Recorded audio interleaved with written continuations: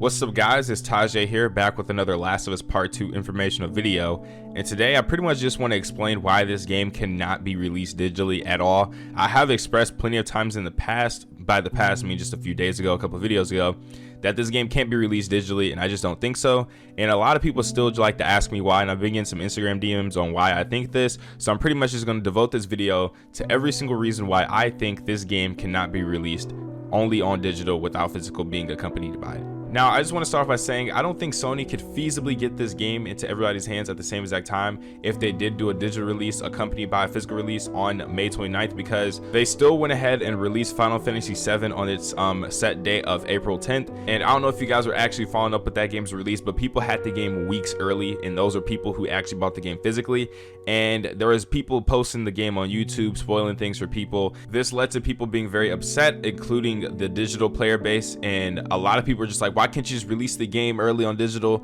And they didn't do it, and you know, people who bought the game digitally just got it yesterday. So yeah, as you guys can imagine, that's pretty shitty, and it had a very detrimental impact on the launch of this game. So I'm sure Sony actually took notes from this Final Fantasy VII delay and was like, okay, Last of Us Part 2 is our biggest game yet, we can't mess up the launch of this game. Also, you gotta remember, not everybody actually ordered Final Fantasy VII, so there was like a bunch of players who got the game early because they ordered the game, but people who actually bought the game in retail, a lot of retail chains are actually closing down due to, like, you know, the government enforcing that, so they can't get their copy. So there's like half people who got the physical super early, there's like the other half who can't really get it since stores are closed, and then there's another group who just got the game yesterday because they had the game digitally. You see how like messed up that is, and how like very much impactful that could be towards the whole community and the launch of the game. It's very negative. It has a very negative impact. Now, using FF7 for an example is only one of the very many examples I have for you guys, and another would be just because Sony would lose a lot of money. So if you guys actually think about how games sell, statistically 50% of people buy their games digitally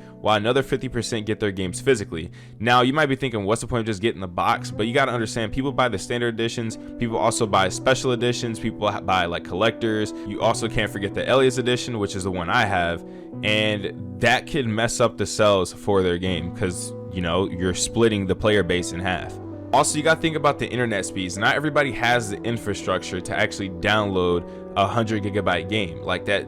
Even if they did it solely digitally and everybody did buy the game digitally, a lot of players still wouldn't be able to play it because not everybody has the greatest internet connection. Some players actually have to get the game physically to feasibly even have the chance to experience the game. So that's just another of many reasons. But you gotta remember, this game is worldwide, and internet speeds, depending on where you are at, actually varies. So like, you can't really be this selfish to think that they should only drop it on digital. Another reason, obviously, is that they already unlisted the game from the PlayStation Store and actually started refunding pre-orders, which you guys, a lot of people have been saying they haven't got the refund yet. That should actually be going out about now because they did send out a notification, I think the day before yesterday. So a lot of you guys, if you check your PSN wallet, you should have your funds back in your account. I'm sorry to say it, but I think if Sony is going to this extent to actually cancel pre-orders, I just really think it's unlikely for this game to be coming out May 29th. I'm not going to say it's impossible, but I just think it's very unlikely, but we'll just have to wait and see. Again, I personally think that this game is not coming out May 29th. Then lastly, all I can really honestly think about is why they wouldn't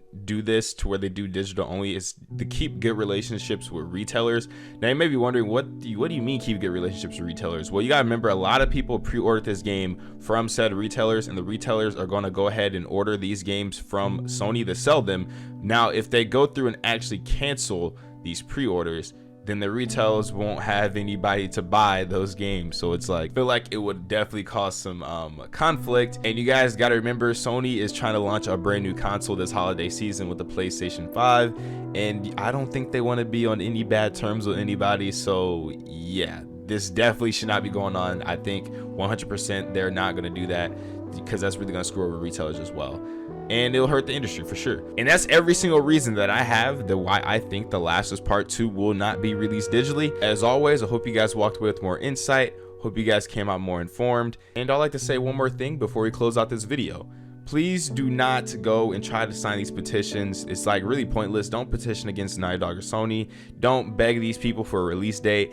The team is working very diligently to get this whole thing situated, so if you guys could just please be patient. The game is done. Hopefully that puts your mind at ease that the game is finished, and they're just trying to find a way to get it into everybody's hands equally, and a way so they can maximize their their money intake, because this is a very big game and they're not trying to lose any money. Business comes first. Yes, they love us. Yes, they want to make great games, but at the end of the day, you got to get the money for the work that you put. They put a lot of money into this game, a lot of production into this game.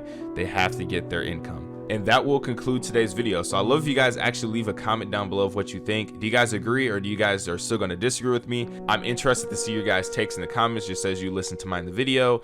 And of course, if you enjoyed the video, if you could be sure to leave a like, as well as subscribe to the channel for brand new for more high quality Last of Us Part 2 content here on the regular. And I'll see you guys next time with another banger.